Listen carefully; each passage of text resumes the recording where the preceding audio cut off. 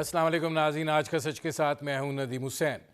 कलअदम मजहबी तंजीम के साथ हुकूमत का मुआहिदा तय पा गया है। इसकी जुज़ियात जो हैं वो सामने आ चुकी हैं और बज़ाहिर दिखाई ये देता है कि हुकूमत जिसके वफाकी वज़रा ये बात कर रहे थे कि ब्लैक मेल नहीं होंगे, कोई ग्रोह जो है वो ताकत के बलबूते पर या इस तरह का एहतजाजी तर्ज़ अमल अपना कर हुकूमत को ब्लैक मेल नहीं कर सकता। वज़ीर आज़म जो हैं वो भी ये फरमा रहे थे कि ब्लैक मेल नहीं होंगे, लेकिन आखिर में जब मुआहदे की जो जुज़ियात सामने आई हैं, अगर उनको देखा जाए तो सिर्फ़ एक चीज़ कि फ़्रांस के सफ़ीर का मामला जो है कलअदम मजहबी तंजीम जो है उससे उन्होंने दस्तबरदारी की है, लेकिन बाकी तमाम के तमाम मुतालबात जो हैं वो उनके तस्लीम कर लिए गए हैं। और ज़ाहिर है इसके लिए अब एक स्टीयरिंग कमेटी बनाई गई है जो इन पर अमल दरामद को जो है वो यकीनी बनाएगी और उसकी सरबराही जो है वो वज़ीर मुमलिकत बराए पार्लिमानी अमूर अली मोहम्मद ख़ान करेंगे। जो एहतजाजी लोग हैं वो अभी तक अपनी जगह के ऊपर मौजूद हैं, रास्ते उन्होंने खोल दिए हैं क्योंकि यही तय पाया था, लेकिन जब तक इस मुआहदे की 50% मामलात पर अमल दरामद नहीं हो जाता वो वहीं पर मौजूद रहेंगे। एक जौहरी रियासत इस तरीके से मामलात जो है उसको हल करती है, ये एक इंतहाई अचंभे की बात है। जिस तरीके से हुकूमत ने रवैया अपनाया, तर्ज़ अमल अपनाया, इस मामले को डील करने की कोशिश की, उसके अंदर फ़ैसला साजी में कमी और इस बात का कि क़यादत में हम आहंगी का फुकदान और इसके साथ साथ एक कन्फ्यूजन जो है, इबहाम जो है वो नज़र आया। इस तरीके से 3 कमेटियां बदलते हुए ये मामला जो है ये आखिर में मुक़्तदर हलकों की, बल्कि ये कहा जाए कि चीफ़ ऑफ आर्मी स्टाफ की बराह रास्त मुदाखलत के नतीजे में हल हुआ। प्रॉब्लम ये है कि अगर सियासी मामलात हैं तो सियासी मामलात को तो आप सियासी तौर पर सुनने के लिए तैयार नहीं हैं, लेकिन अगर इस तरह का मद्दे मुकाबिल आ जाए तो आप पूरे तरीके से सरेंडर करने से भी गुरेज़ा नहीं है। रियासत की रिट की बात की गई थी कि रियासत अपनी रिट कायम करेगी। क्या रिट इसी को कहते हैं?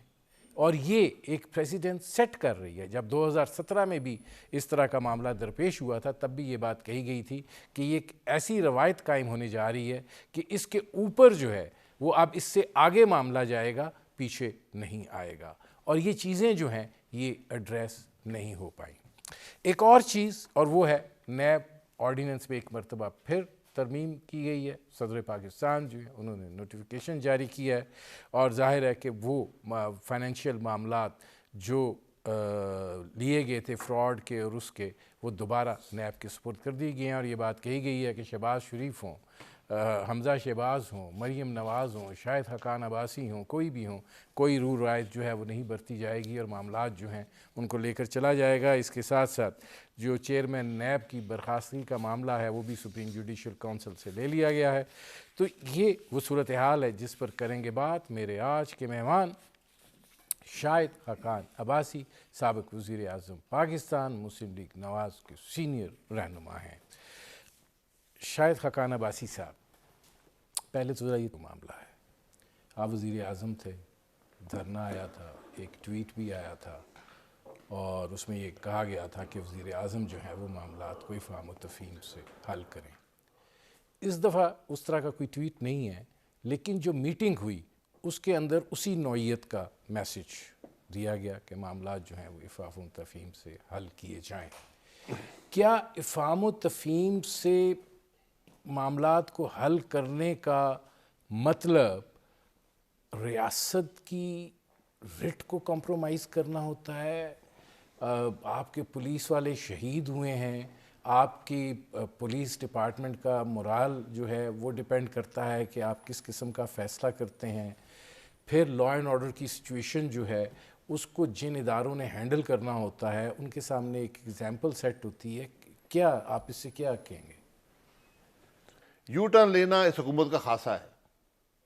हमेशा इधर उधर की बड़के मारते हैं, इधर उधर की बातें करते हैं और आखिर वही करते हैं जो हर शख्स पहले दिन से कह रहा होता है। کہ بھئی اس مسئلے کو حل کریں؟ نہیں، میرا ایک سوال ہے آپ سے شاید خاقان عباسی صاحب، جب آپ وزیر اعظم تھے تب بھی یہ سوال رہے گا، اور اب جب آپ اپوزیشن میں ہیں تب بھی یہ سوال ہے کہ کیا یہ معاملات جو ہیں ان کو ایڈریس کرنے کا یہی طریقہ ہے؟ اگر دیکھیں نا، آپ بھی سیاسی جماعت ہیں، اگر سیاسی جماعت جو ہے وہ اس رویے کو اپنا لے گی تو پھر اس کا نتیجہ کیا نکلے گا؟ دیکھیں آپ جو مرضی کہیں. دیکھیں بالکل یہ بات آپ کی درست ہے. بات یہ ہے کہ ہم نے کوئی گولی چلائی، ہم نے کوئی گیس کا شیل مارا، اس سارے معاملے کے حقائق بڑے تلخ ہیں اور بڑے مختلف ہیں. بدقسمتی یہ ہے ملک کی، یہاں سب ہی استعمال ہو رہے ہوتے ہیں. وہ تنظیم بھی استعمال ہو رہی ہوتی ہے، حکومت بھی استعمال ہو رہی ہوتی ہے. مقصد کیا ہوتا ہے اس کی سمجھ بڑی دیر سے آتی ہے. تو ہمیں تو آج تک سمجھ نہیں آئی کہ جو تحریک لبیک کا دھرنا فیض آباد میں ہوا تھا اس کے پیچھے کیا محرکات تھے. کیونکہ وہاں پر نہ پنجاب پولیس پہنچ سکی، نہ وہاں پر کوئی رینجر آ سکے، نہ وہاں پر کوئی عدالت نے فیصلہ دیا، اسلام آباد ہائی کورٹ نے، کہ آپ 2 دن میں ان کو یہاں سے ہٹائیں اور طاقت کا استعمال مت کریں. تو یہ آپ کو عدالت کہہ رہی ہے کہ جا کے مذاکرات کریں. ہم نے مذاکرات کر لیے، ان کی ڈیمانڈ تھی، ہم نے ڈیمانڈ مان لی اور گھر آ گئے. حکومت کی ریٹ تو پہلے ہی ختم ہو چکی تھی جب پولیس کام کرنے کو تیار نہیں ہے، جب رینجر کام کرنے کو تیار نہیں ہے تو حکومت کی ریٹ تو ختم ہو گئی. چلیں، لیکن اب حکومت کی ریٹ کو کیا ہوا؟ یہاں تو رینجرز بھی آ گئی. یہاں بھی یہی حالت ہے، یہاں بھی یہی حالت ہے. پولیس کچھ نہ کر سکی. حکومت کی ریٹ کہاں پر ہے؟ اس کا مطلب یہ ہے شاہد خاقان عباسی صاحب کہ ادارے اتنے کمزور کر دیے گئے ہیں کہ وہ اب لیکن پولیس نے یہاں پہ آخر انہوں نے 10 لوگوں کی جانوں کی قربانی تو دی ہے نا. جی ان کا دیکھیں اس حکومت کا مسئلہ اور ہے.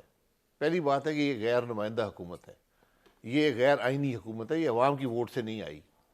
دوسرا، جب آج سے 6 مہینے پہلے یہی تنظیم میدان میں آئی تھی، ایک جو معاملہ تھا فرانس کے سفیر کا، اس معاملے میں، تو اس پر حکومت نے ان سے ایک معاہدہ کیا. اس معاہدے کی کیا شکیں تھیں آج تک سامنے نہیں آئیں.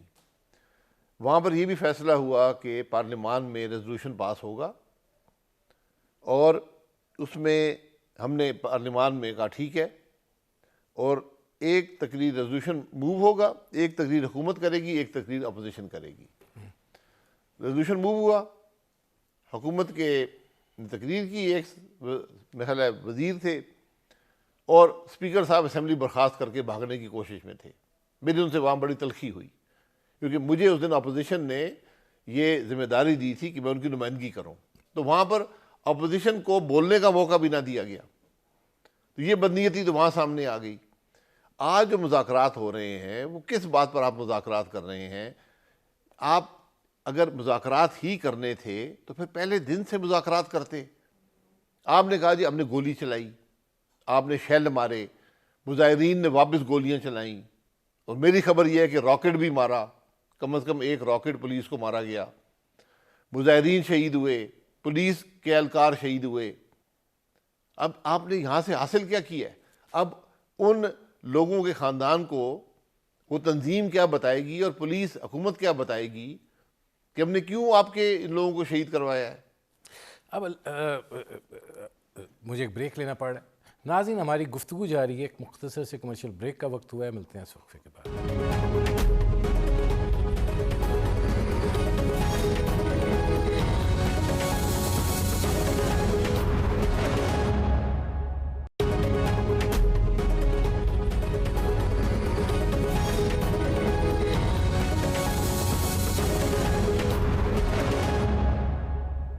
Welcome back. صرف اس حوالے سے یہ ایک آخری سوال ہے. پولیس کے لوگ بھی جان سے گئے، ان کے لوگ بھی جان سے گئے، ان دونوں طرف ایک جسے کہتے ہیں مٹی کا اور ایک مسلمان کا خون بہا ہے. جو یہ بات کہی جا رہی تھی کہ رٹ آف دا اسٹیٹ قائم کی جائے گی، اب یہ جو سارا سلسلہ ہو رہا ہے، کیا رٹ آف دا اسٹیٹ جو ہے وہ اس طریقے سے اور اس طرز عمل سے قائم ہوتی ہے؟ دیکھیے اس حکومت کی کوئی رٹ ہے نہیں، یہ غیر آئینی حکومت ہے، یہ ایک چوری کے الیکشن کا نتیجہ ہے۔ رٹ اس کی ہوتی ہے عوام کے ووٹوں سے آیا ہو، تو رٹ ان کی ہے نہیں۔ ان کو تو اپنی بےزتی کرانے کا شوق ہے، وزیر اعظم صاحب اپنی بےزتی کراتے ہیں۔ وزیر اعظم کے منہ پہ انہوں نے کہا ہم اس وزیروں سے بات نہیں کریں گے، ان کو باہر نکالو، یہ ہوا ہے نا۔ نہیں تو مفتی منیب صاحب نے وزیر داخلہ اور وزیر اطلاعات کے بارے میں کیا جی کہا ہے؟ میں یہی کہہ رہا ہوں نا، تو وزیر اعظم صاحب بھی بےزتی کرانے کو پھرتے رہتے وہ ہیں، تو ان کے وزیر بھی الفاظ پھرتے دہراتے رہتے ہوئے ہیں۔ بھی میرا مطلب ہے کہ آدمی سوچتا ہے کہ رہنے ہی دو۔ تو میں یہی کہہ رہا ہوں، تو یہاں پر آپ کچھ بھی توقع کر سکتے ہیں، تو مجھ سے کوئی خیر کی توقع اس حکومت سے کبھی نہیں رہی، اور اب تو بالکل نہیں ہے۔ اچھا اب آپ ذرا آگے بڑھتے ہیں۔ آپ leader of the opposition Shahbaz Sharif sahab ظاہر ہے ادھر ڈی جی خان تھے، اور وہاں پہ انہوں نے آج پریس کانفرنس بھی کی ہے، اور انہوں نے یہ بات کہی ہے کہ جو تحریک عدم اعتماد ہے اس کا ابھی وقت نہیں آیا ہے۔ آپ کی کچھ پارٹی کے لوگ جو ہیں وہ پنجاب میں تحریک عدم اعتماد کی بات کر رہے ہیں، تو کیا پنجاب میں فیصلہ ہو گیا کہ آپ لوگوں نے تحریک عدم اعتماد لانی ہے؟ نہیں، کوئی ایسا فیصلہ نہیں ہے۔ لوگ ٹی وی پروگراموں میں جاتے ہیں، ان سے سوال کیا جاتا ہے، وہ کہتے ہیں ہاں جی دیکھ رہے ہیں۔ حقیقت یہ ہے، اور میں ہمیشہ کہتا ہوں، جس ملک میں کا نظام آئین کے مطابق نہ ہو، اس میں آئین کے تحت عدم اعتماد ممکن نہیں ہوتا۔ یہ میرا ذاتی رائے ہے، میرا تجربہ ہے، جو اس کو مرضی سمجھیں۔ یہ حقیقت ہے ہمارے ملک کی، کیونکہ اس کا نظام آئین کے مطابق نہیں چلتا۔ نہیں، آپ یہ سمجھتے ہیں کہ اگر پنجاب کے اندر تحریک عدم اعتماد آئے تو آپ اس کو کامیاب کرا سکتے ہیں اپنے زور بازو پہ؟ نہیں، تحریک عدم اعتماد کہاں سے آئے گی؟ اگر آپ لاتے ہیں نہیں، ہم کیوں لائیں گے؟ ہمیں تو پتہ ہے کہ نہیں ہوتی، ہم نے تجربہ کر کے دیکھ لیا نا۔ جس کو شوق ہے عدم اعتماد کے حالات دیکھنے کا، تو وہ سینٹ میں لے آئیں۔ 57 ممبران ہمارے پاس ہیں اور 43 حکومت کے پاس ہیں، 14 کا فرق ہے، لے آئیں۔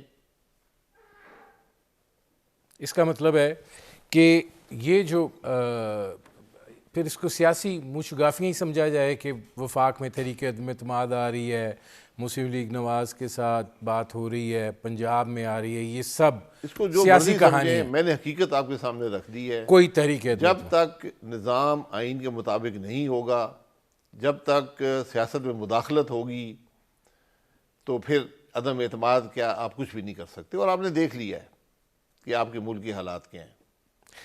آپ شہباز شریف صاحب جو ہیں وہ اب لانگ مارچ کی بات کر رہے ہیں، آپ سمجھتے ہیں کہ آپ لوگ جو ہیں وہ آپ کے پیچھے اس طریقے سے چلنے کے لیے تیار ہیں کہ آپ ایک لانگ مارچ جو ہے وہ اس کو کامیاب کر سکیں؟ یہ بالکل ہمارا کام ہے احتجاج کرنا، جو اس وقت ملک کے حالات ہیں۔ آپ یہ دیکھ لیں کہ کون سا پہلو ہے حکومت کا، کون سا پہلو ہے معیشت کا، کون سا پہلو ہے عوام کے مسائل کا، جس میں ہم نے رتی بھر بھی پیش رفت کی ہو۔ 3 سال میں ہر حوالے سے ہمارا ملک زوال پذیر ہے۔ عوام کی مشکلات میں اضافہ ہو رہا ہے، ملک کے مسائل میں اضافہ ہو رہا ہے، اور یہاں تماشبین حکومت بیٹھی ہوئی تماشا دیکھ رہی ہے۔ تو ان حالات میں ہمارا یہ کام ہے۔ نہیں، یہ جب آپ مشکلات اور مہنگائی کی بات کرتے ہیں، میں نے آپ لوگوں کے احتجاجی جو پروگرامز کی ریلیاں ہیں وہ دیکھی ہیں، بہت مختصر سی ہیں۔ ایک چیز وہ کہتے ہیں اس ملک کے اندر 60% گھرانے ایسے ہیں جن کا ایک فرد ملک سے باہر ہے۔ وہ جو پیسے بھجوا رہا ہے ڈی ویلیویشن کے نتیجے میں وہ بڑھ رہے ہیں، اور جو مہنگائی ہو رہی ہے اس فیکٹر کو وہ اضافہ نیوٹرلائز کر رہا ہے۔ نہیں، پھر تو اچھی بات، پھر روپیہ 500 پہ لے جائیں، وہ تو اور بہتری آ جائے گی ملک کے اندر۔ گورنر اسٹیٹ بینک کہہ رہے ہیں جی، ان کو تو نوکری سے نکالنے کی ضرورت ہے۔ جو گورنر اسٹیٹ بینک یہ بات کرے، اس کو نوکری میں 1 سیکنڈ بھی رہنے کا حق حاصل نہیں ہے۔ اور میں نے یہ کہا ہے ٹی وی پر کہ اس شخص کو یا تو اپنا بیان واپس لے کہ مجھ سے غلطی ہو گئی، یا ذرا ہمیں سمجھا دے کہ کون سے اکنامک کے پرنسپلز کے تحت انہوں نے یہ بات کی ہے۔ یہ ایک بڑی حیران کن بات اس ملک کا جو مانیٹری پالیسی کا رکھوالا ہے، جو ریگولیٹر ہے، وہ یہ بات کر رہا ہے۔ آپ کیا دیکھ رہے ہیں، حکومت کمزور ہوئی ہے؟ حکومت تو ہے نہیں نا، حکومت تو پہلے دن سے کمزور ہے نا سر، وزیر اعظم ہے، کابینہ ہے، لیکن حکومت ہے کوئی؟ میں پہلے دن سے کہہ رہا ہوں کہ جب آپ چوری شدہ الیکشن کے نتیجے میں آئیں گے، عوام کی ووٹوں سے نہیں آئیں گے، عوام نے ووٹ کہیں اور ڈالے، حکومت کوئی اور بن گئی ہے، اب اس کو بھگت رہا ہے پورا ملک۔ سر وہ آپ کو احساس دلاتے ہیں ہم ہیں، اور آپ کہتے ہیں حکومت نہیں ہے۔ ہوں گے نا، احساس کس طرح دلایا جاتا ہے؟ احساس دلایا جاتا ہے عوام کے مسائل حل کر کر، مہنگائی کو ختم کر کر، ملک کے مسائل کو کم کر کے، ملک کا نام بڑھا کر، اس طرح آپ احساس دلاتے ہیں کہ نہیں میں واقعی عوام کی ووٹ سے آیا ہوں۔ ان کا تو ہر عمل یہ ثابت کر رہا ہے کہ یہ عوام کی ووٹ سے نہیں ہے۔ مجھے یہ بتائیں کہ یہ جو مذہبی تنظیم والا معاملہ ہے، آپ کو لگتا ہے سارٹ آؤٹ ہو گیا؟ بھئی جب حالات آ کر پارلیمان میں رکھیں گے کہ مسئلہ تھا کیا، ملک کا سب سے بڑا صوبہ آپ نے رینجر کے حوالے کر دیا، آپ نے کہا جی پولیس ناکام ہو گئی، ہماری ریٹ ختم ہو گئی، ہم رینجر کے حوالے کر رہے ہیں۔ آپ کے بڑے شہر سب سے بڑی سڑک جو جی ٹی روڈ ہے بند ہے، آپ نے 20 کھل گئی ہے اب؟ میں بند تھی نا، ایک سیکنڈ ہونا بند ہونا بھی جی ٹی روڈ کا کچھ بات تو بتاتا ہے نا۔ 20 فٹ کی خندقیں آپ نے اس ملک کی اہم شہراہوں پہ کھو دی، مری روڈ پر کھو دی۔ ابھی مری روڈ کہاں اور گجرا والا کہاں پر ہے؟ یہاں سے آپ جائیں کنٹینر سڑکوں پر ابھی بھی رکھے ہوئے ہیں۔ کچھ تو تھا نا۔ اب مسئلہ تھا کیا بھئی؟ پارلیمان کو آ کے بتائیں کہ ہمیں یہ مشکل ہے، ہم اس تکلیف میں ہیں، ہم نے یہ معاہدہ کیا ہے۔ اگر بتائیں کہ مشکلات تھیں، ہم نے معاہدہ کر لیا ہے، ٹھیک ہے۔ نہیں وہ تو ٹھیک ہے، لیکن آپ کو کیا محسوس ہوتا ہے کہ یہ اب ایک پولیٹیکل جماعت کے طور پہ اس طریقے سے بیہیو کریں گے جس طریقے سے توقع کی جا رہی ہے؟ اور اس طرح کا رویہ جو ہے، مطلب اگر وہ دوبارہ اپناتے ہیں تو پھر معاملہ یہ ہم نے ایک سٹیپ فارورڈ چلے گیا، اب اس سے آگے جائے گا، پیچھے نہیں آئے گا۔ نہیں، پہلے فیصلہ کریں کہ کالعدم تنظیم ہے یا سیاسی جماعت ہے، یہ فیصلہ تو کر لیں نا۔ ابھی تک تو حکومت یہ فیصلہ نہیں کر پائی۔ مذاکرات کر رہے ہیں، آدھے وزیر کہتے ہیں کالعدم تنظیم ہے، آدھے وزیر کہتے ہیں سیاسی جماعت سے مذاکرات ہو رہے ہیں۔ جس فیصلہ ساز جو مذاکرات ہیں جس میں ان کے وائس چیئرمین اور پاکستان کے وزیر خارجہ شاہ محمود قریشی تھے، اسپیکر قومی اسمبلی اسد کیسف تھے، وزیر مملکت برائے پارلیمانی امور علی محمد خان تھے، ادھر سے مفتی منیب الرحمان تھے، باقی علماء تھے، وہ تو کہہ رہے ہیں کہ یہ معاملات جو ہیں، یہ اس جو آ رہی ہیں جزیات سامنے، وہ یہ مطلب کالعدم تنظیم اب نہیں ہے، اب سیاسی جماعت کے طور پہ آپ نے مذاکرات کیے ہیں۔ وہ نہیں، کالعدم تنظیم کا لیبل ہٹ جائے گا، وہ بطور سیاسی جماعت کے جو ہے ان کا بندوبست کیا جائے گا۔ پہلے بھی سیاسی جماعت تھے، الیکشن لڑا ہے انہوں نے، اور پچھلی دفعہ پنجاب میں وہ 3رے نمبر پر تھے، پیپلز پارٹی 4تھے نمبر پر تھی۔ یہ حقیقت ہے پچھلے الیکشن کی۔ لیکن آپ یہ سمجھتے ہیں کہ جو یہ گروہی سیاست ہے اس کو کنٹرول کیا جا سکے گا اس صورتحال کے بعد؟ دیکھیں، گروہی سیاست آپ کس کو کہتے ہیں؟ اگر عوام ووٹ دے رہے ہیں، جو بھی پیغام ہے اس کو ووٹ دے رہے ہیں، تو پھر یہ سیاست کا حصہ ہے۔ وقت کے ساتھ عوام بھی سمجھ جائیں گے کہ دینا ہے ووٹ یا نہیں دینا، یہ عوام کو فیصلہ کرنے دیں۔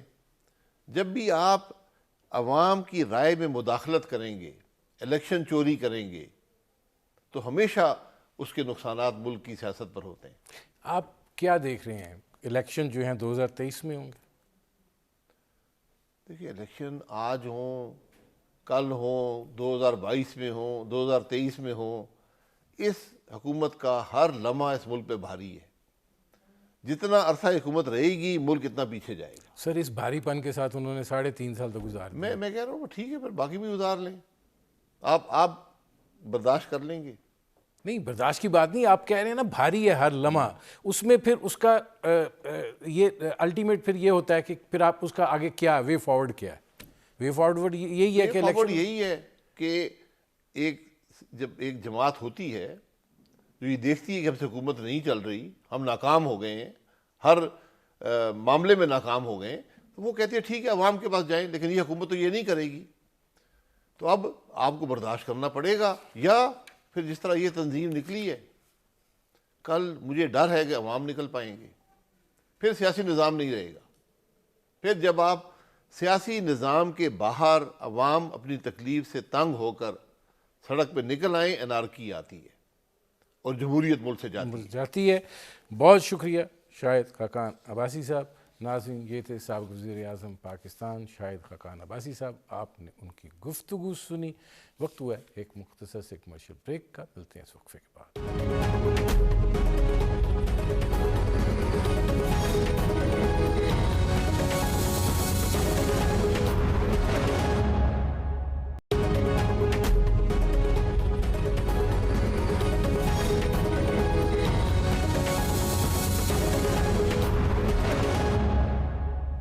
Welcome back. ناظرین، اب ہمیں جوائن کیا ہے حامد سعید کاظمی صاحب نے، ممتاز عالم دین ہیں اور سابق وفاقی وزیر برائے مذہبی امور بھی رہے ہیں، اور یہ اس کمیٹی میں شامل تھے جو اس مذاکراتی عمل کا جو ہے وہ حصہ تھی۔ حامد سعید صاحب، یہ فرمائیے گا کہ جو مذاکرات ہوئے اور اس کے نتیجے میں جو چیزیں نکل کر سامنے آئی ہیں، اس میں حرمت رسالت سے متعلق تو کوئی چیز نہیں ہے۔ جو چیز سامنے آئی ہے وہ یہ ہے کہ حافظ سعد صاحب کو رہائی چاہیے، کالا دم تنظیم کو سیاسی جماعت کے کا طریقہ کار چاہیے، قیدی چھوڑے جائیں گے، جنہوں نے جو کچھ جی ٹی روڈ پہ کیا ہے ان کو کوئی کچھ نہیں کہا جائے گا۔ کیا آپ لوگ اس چیز کے حصے دار ہیں جس میں کوئی بھی مذہبی گروہ جو ہے، جو سٹریٹ پاور رکھتا ہوگا، وہ ایک رویے کا اظہار کرے گا اور پھر اس کے نتیجے میں حکومت کو دباؤ میں لائے گا، بلیک میل کرے گا، اور جو حاصل کرنا چاہے گا وہ اس طریقے سے حاصل کرے گا؟ ندیم صاحب، ایسا ہے کہ یہ بات جو آپ کہہ رہے ہیں بظاہر شاید اس طرح محسوس ہوتی ہو، لیکن بات یہ ہے کہ وہ لوگ جو اس وقت روڈز پر تھے اور جو نکلے ہوئے تھے، اور ظاہر ہے کہ ان کا نعرہ ہی لبیک یا رسول اللہ کا ہے، اور مزے کی بات یہ ہے کہ عمران خان صاحب سے میں یہ جملہ اس طرح ایکسپیکٹ نہیں کر رہا تھا جس طرح انہوں نے بولا، اور انہوں نے کہا کہ لبیک یا رسول اللہ کا نعرہ تو ہر مسلمان کے دل پہ آ کے ٹچ کرتا ہے، تو اس لیے اس نعرے کو اپنا کر جو لوگ نکلتے ہیں پھر ان کو روکنا اتنا آسان نہیں ہوتا، اور اس لیے ہم یہ چاہتے ہیں کہ وہ بار بار جو 4 سال میں پہلے 6 دفعہ نکل چکے ہیں تو آئندہ وہ کوئی گارنٹی ہونی چاہیے کہ وہ نہیں نکلیں گے۔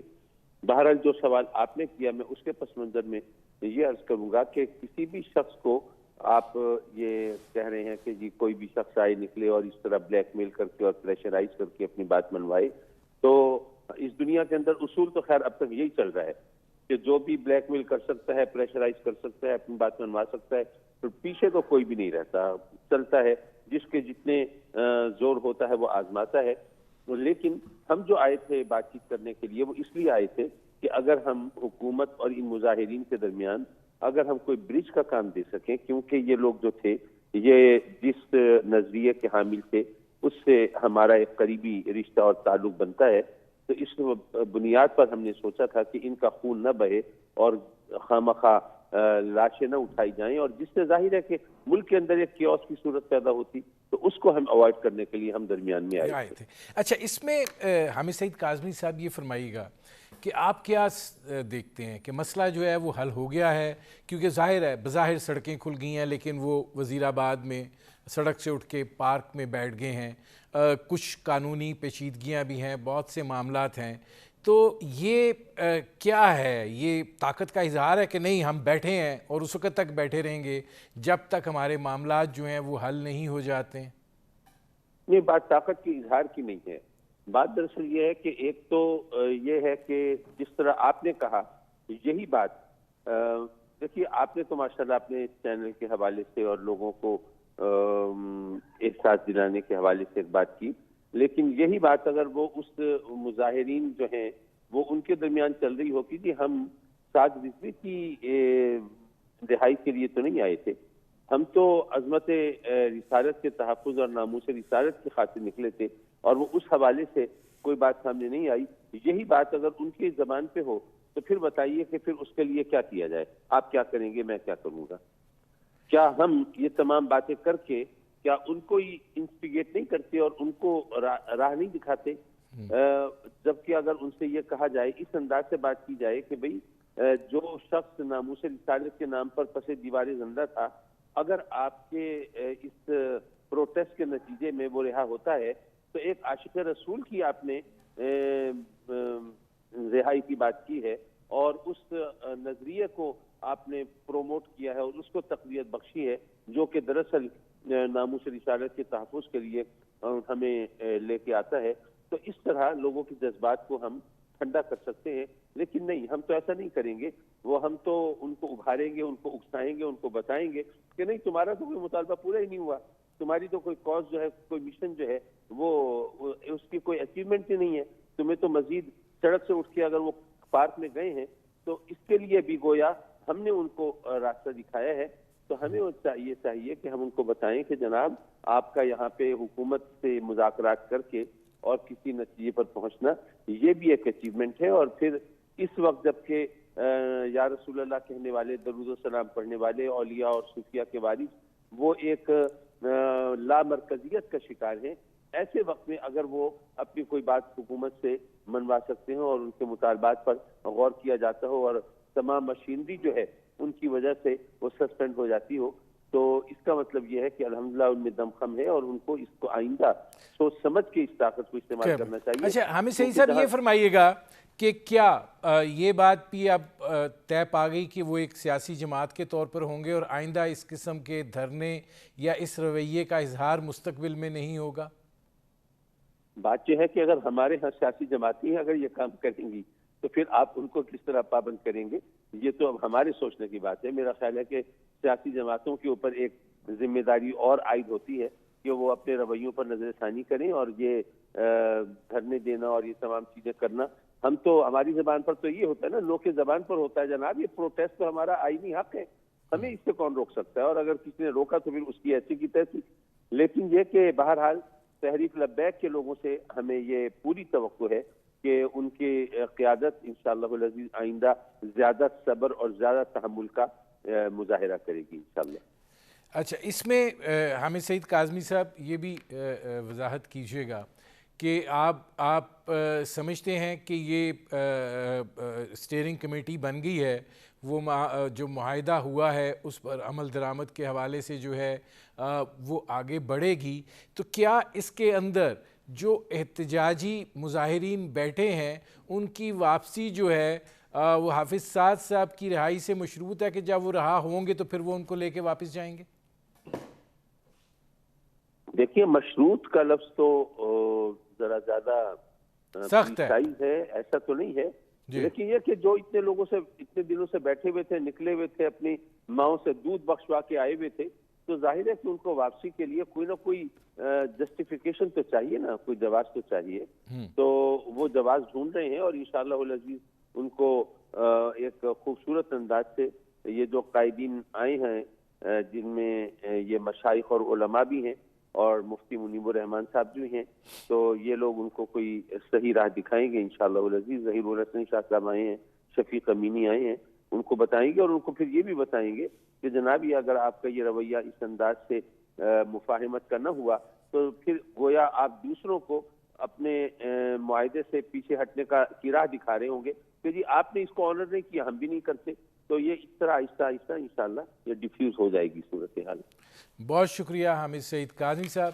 ناظرین, میرے پروگرام کا وقت ختم ہوا, اجازت دیجیے, اللہ حافظ.